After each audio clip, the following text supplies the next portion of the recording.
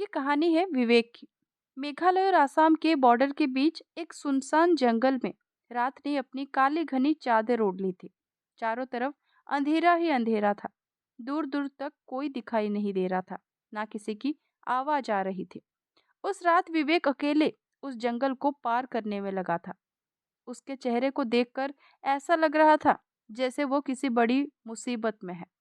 इस जंगल के बारे में जाना जाता था कि अगर कोई भी इंसान सूरज ढलने के बाद यहाँ आता है तो उसे एक शैतान अपने वश में कर लेता है। वो फिर ऐसी जंगल में ही हमेशा हमेशा के लिए कैद हो जाता है।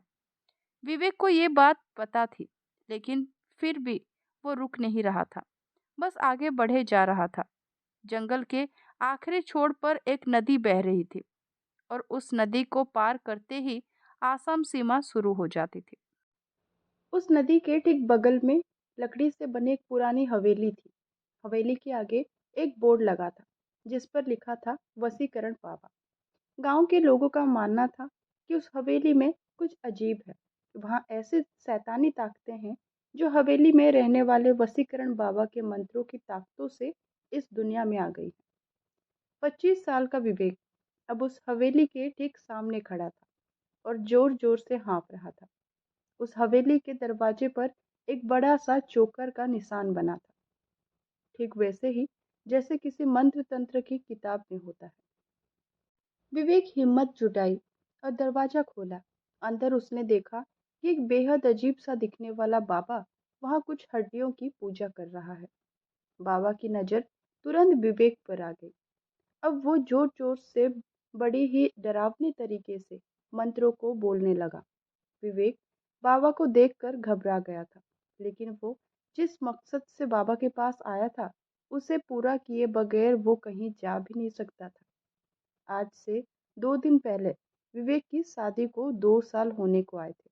वो अपनी बीवी वर्षा से बहुत प्यार करता था, लेकिन कुछ दिनों से वर्षा के बदले बर्ताव के कारण विवेक को वर्षा पर शक होने लगा था। उसे लगने लगा था कि वर्षा का किसी और लड़के के साथ चक्कर चल रहा है, जिसे लेकर दोनों के बीच बहुत लड़ाइयाँ होती थी और आखिर में बात डिवोर्स तक पहुंच गई और वर्षा उसे छोड़कर अपने दोस्त के घर रहने चली गई। विवेक वर्षा पर शक करते करते पागल हो गया। उसके दिमाग से वर्षा का ख्याल निकल ही नहीं रहा था। सोते जागते वो बस वर्षा वर्षा के बारे में ही सोच रहा था। एक दिन वो बस में ट्रैवल कर रहा था तो उसकी नज़र सीट पर लगे एक स्टिकर पर गई जिस पर लिखा था, सिर्फ 1 घंटे में अपने खोए हुए प्यार को वापस पाएं। और इसी के साथ नीचे एक पता भी लिखा था। विवेक अब उसी पते पर पहुंच चुका है, वसीकरण बाबा के पास। बाबा के मंत्रों की आवाज अब धीमी हो गई थी, पर अंदर एक गहरा सन्नाटा था।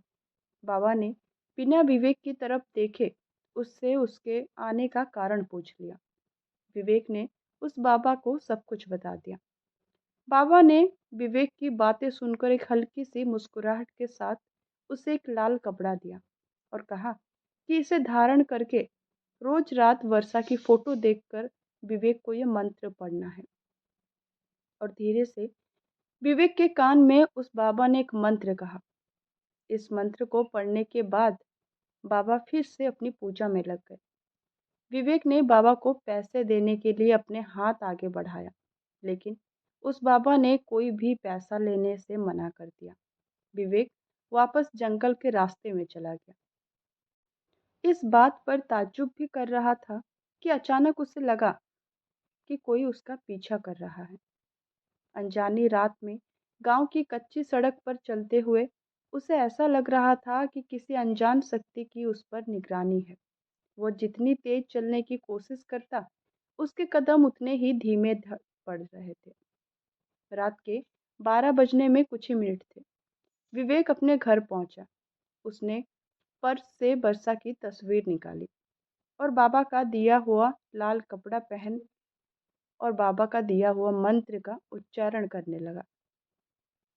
तभी अचानक उसे ऐसा लगा कि उसे किसी काले साए ने घेर लिया है और वो उस पर कब्जा जमाने की कोशिश कर रहा है।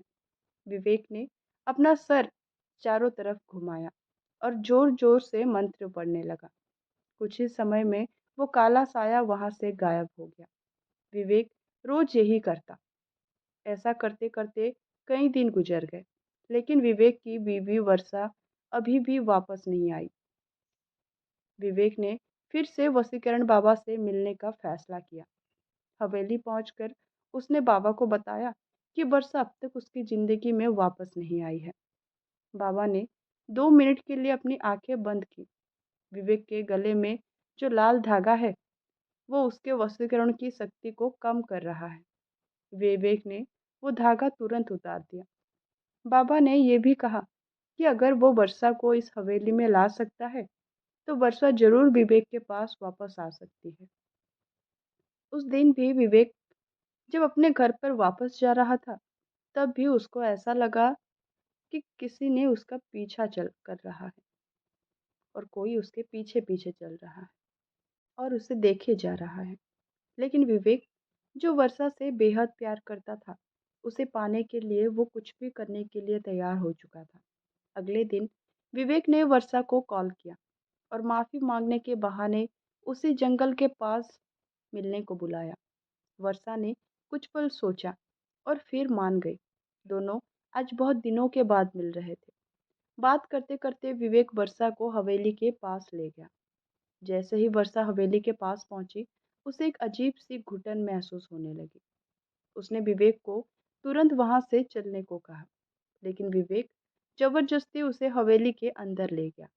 बाबा ने जैसे ही वर्षा को देखा, उसने विवेक को बाहर जाने को कहा और दरवाजा बंद कर दिया। पूरे 2 घंटे हो चुके थे, लेकिन दरवाजा अभी तक बंद था। विवेक को अब बहुत ज्यादा घबराहट होने लगी थी।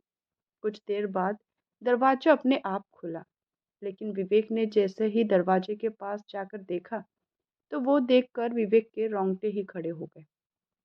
अंदर वर्षा बेहोश पड़ी थी और उसके शरीर के चारों तरफ मोमबत्तियां जल रही थी।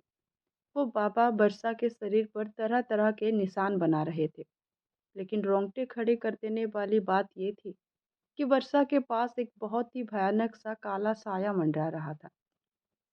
बाबा ने विवेक को कहा, अब वर्षा वही करेगी जो विवेक उसे बोलेगा, लेकिन इसके बदले उसे एक काले साए की सारी ख्वाहिश पूरी करनी होगी। विवेक को कुछ समझ नहीं आ रहा था। उसने वर्षा को वहां से चलने के लिए कहा, तो वर्षा एक कठपुतली की तरह उठकर खड़ी हो गई। वो एक जिंदा लाश से ज्यादा और कुछ भी नहीं थी। विवेक वर्षा की ऐसी हालत देखकर पूरी तरह दहल गया था।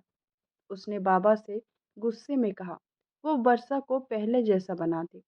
लेकिन तभी काले साये ने विवेक को पीछे से धक्का दे दिया।